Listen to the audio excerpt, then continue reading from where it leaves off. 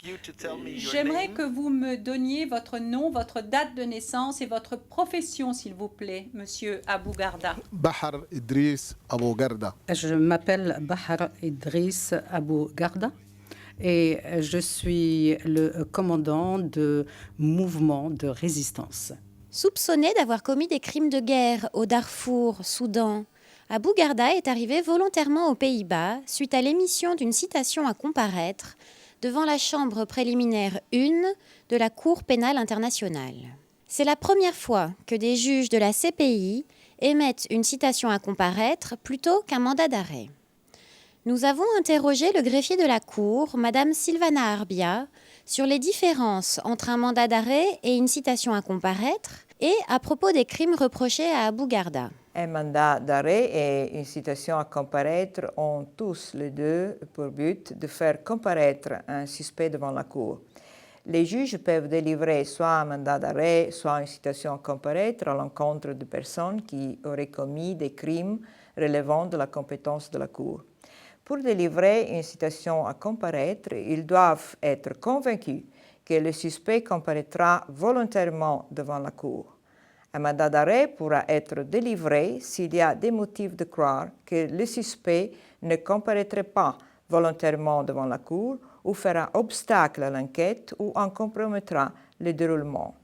Il pourra être délivré également pour garantir que le suspect ne poursuivra pas l'exécution du crime.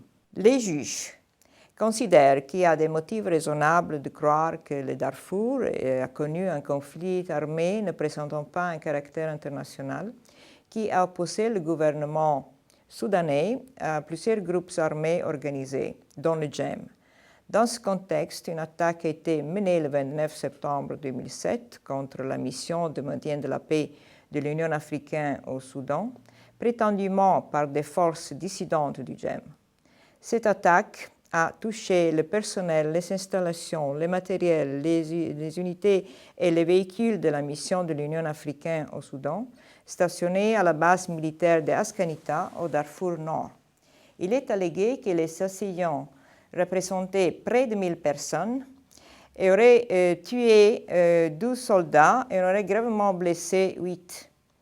Pour résumer, la Chambre a considéré qu'il y a des motifs raisonnables de croire Abou Garda pénalement responsable en tant que coauteur ou coauteur indirect, au sens du statut de Rome, de 3 crimes de guerre, à savoir la commission ou tentative de commission d'atteinte à la vie sous forme de meurtre, le fait de diriger intentionnellement des attaques contre le personnel, les installations, véhicules employés dans le cadre d'une mission de maintien de la paix, et enfin du pillage.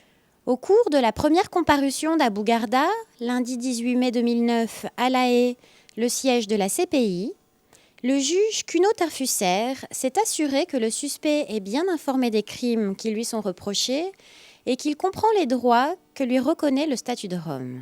Maître Karim Khan, conseil de la défense d'Abou Garda, a affirmé que son client renonce à son droit de participer à toute conférence de mise en état jusqu'à l'audience de confirmation des charges. En ce qui concerne la position de la défense en ce qui concerne l'audience de confirmation des charges, c'est un peu précoce en ce moment et je ne suis pas en mesure de vous dire que mon client a l'intention de renoncer à son droit d'être présent à la confirmation d'audience. Une fois qu'on aura entendu les éléments de preuve, on sera en mesure de voir comment refuter tout cela et savoir si mon client souhaite prendre la parole lors de ces audiences. Donc, je ne vais pas renoncer à son droit d'être présent lors de l'audience de confirmation des charges, mais il renonce à son droit d'être présent en ce qui concerne les audiences qui se tiendront dans l'intervalle, notamment les audiences de mise en état. Okay. Thank you very much. Le juge unique, merci. On reviendra un peu plus tard sur cette question lorsqu'on va parler de la procédure. Je vais maintenant me tourner vers le procureur pour savoir s'il y a des observations à faire à ce stade. Your Honor, the prosecution has no observation. Monsieur Safal, Monsieur le juge, le procureur n'a aucune observation à faire à ce stade. Le juge Cuno Tarfusser a fixé la date d'ouverture de l'audience de confirmation des charges au lundi 12 octobre 2009. Une audience de confirmation des charges sert à déterminer s'il y a des motifs substantiels de croire que le suspect a commis ces crimes.